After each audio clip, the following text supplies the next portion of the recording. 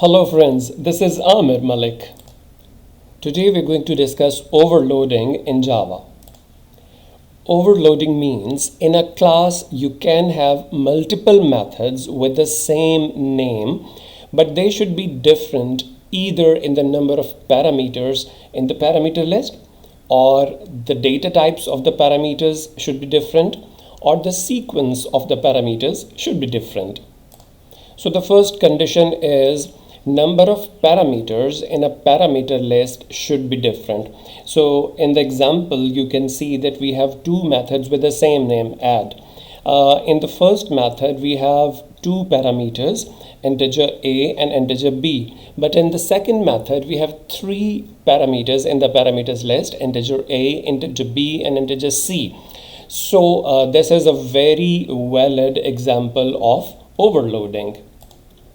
Second condition is if the number of parameters are same, then their data types should be different. You can see that we have two methods with the same name, add, but in the first method we have two parameters with float data type, but in second method the data type is integer. So in both methods, even though the number of parameters are same, but the data types they are different. Third condition for a valid overloading is the sequence of parameters should be different. For example, in this example we have two methods with the same name, add, but in the first method the sequence is first parameter is integer and second is float, and in the second method the first parameter is float but second one is integer. You can call it like double or integer and like string and integer and string. So you can use multiple data types, but the data types should be different, the number of parameters list should be different, and the sequence should be different. So these three conditions should be met for a valid overloading method. Okay, here we have an example. We have two classes, class addition and class main. In the addition class, we have three methods with the same name, add, and their return type is also same.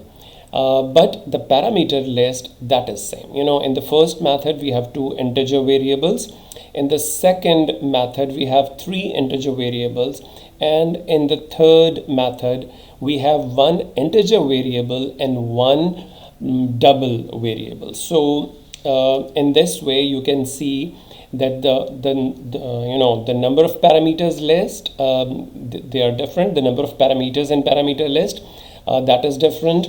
The data types, they are different. And every method is just returning a plus b or a plus b plus c or a plus b. So now in the main class, when we call this method, when we call a method, when we call add with two integer variables, then obviously it will simply call this method, because this method have two parameters, integer parameters in the parameter list. So when we give two integers as argument, then this method will be called. If we if we pass three integer arguments, then this method will be called, because in the parameter list this method has three integer variables as parameters. And if we give one integer and one double value as the argument, then this method will be called, because it has one integer and one double as parameter in the parameter list. So let's run this program.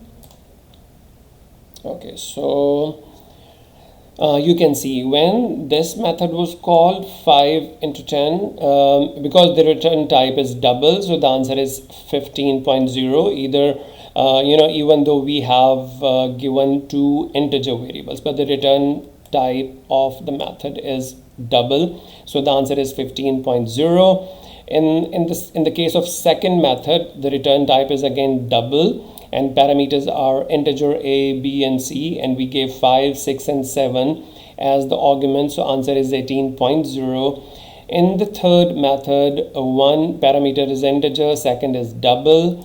Here you can see, and in the arguments, in the argument list, we gave 2 and 3.7, and the answer is 5.7. Okay, one thing is very important, because in the case here, you can see that it is, first parameter is integer and second is double.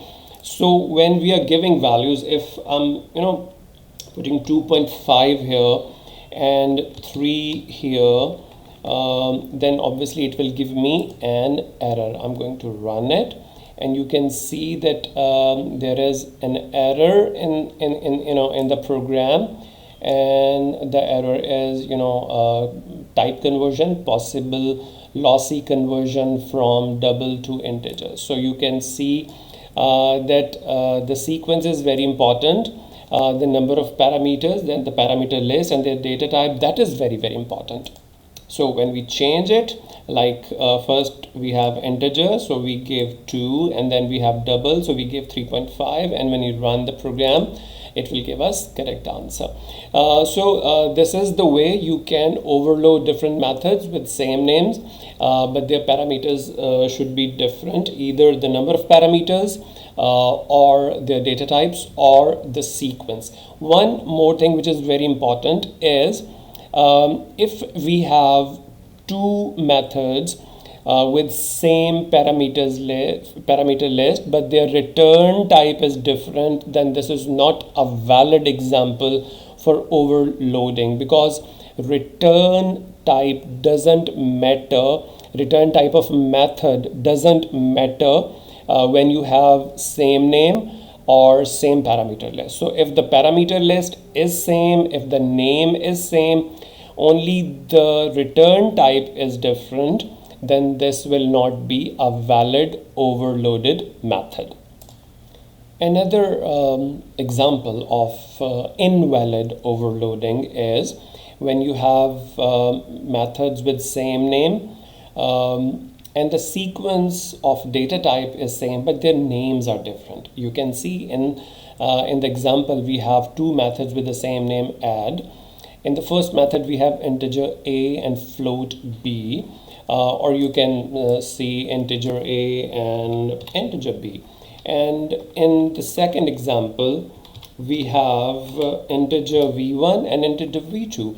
So the names are same and the data types sequence is same, but their names are different. So this is not a valid overloaded example. Similarly, if you make it double and this is also double, so you can see that first is integer, second is double. In the second method, first is integer, second is double. The names are different, a, b, and v1 and v2. So this is another invalid example of overloading. So if the names are same and the sequence of data types is also same, or the number of parameters is also same. For example, add, in this example, first method has just 2 parameters. Second has also 2 parameters, so number of parameters are same. Sequence is integer double, and sequence for the second method is again integer double. So sequence is same, just their variable names or the parameter list names are same. So this is invalid example. So what is the advantage of overloading? Basically, overloading increases the readability. Rather than creating multiple methods with different names and different parameters, but they are doing same thing. So rather than doing this, it is better that you overload method with same names but different parameters list. So rather than making 3 different methods with 3 different names, and one method is just used to add 2 integers, and one method to add 3 integers, and one method to add integer with the double. So rather than doing this, it is easy to to just create one method with one purpose, one, for like integers, and another method with a different parameters list. So it basically increases the readability of the program, and it increases the flexibility of program, and it is more easy to understand that what these methods are doing. You just look at the method and look at the parameters list, and when you call them and you check the argument list, you can easily understand, okay, method, all the methods are same, but the parameters list will decide which method is going to be called. So friends, that was all about overloading in Java. In the next video, I'll definitely come with something different from Java. And till then, what you have to do? Yes, you have to subscribe my channel. You have to watch these previous videos about recursion, arrays, array lists, and lots of other things. So please watch my videos, like my videos, and don't forget to subscribe my channel. Till next video, have a nice day.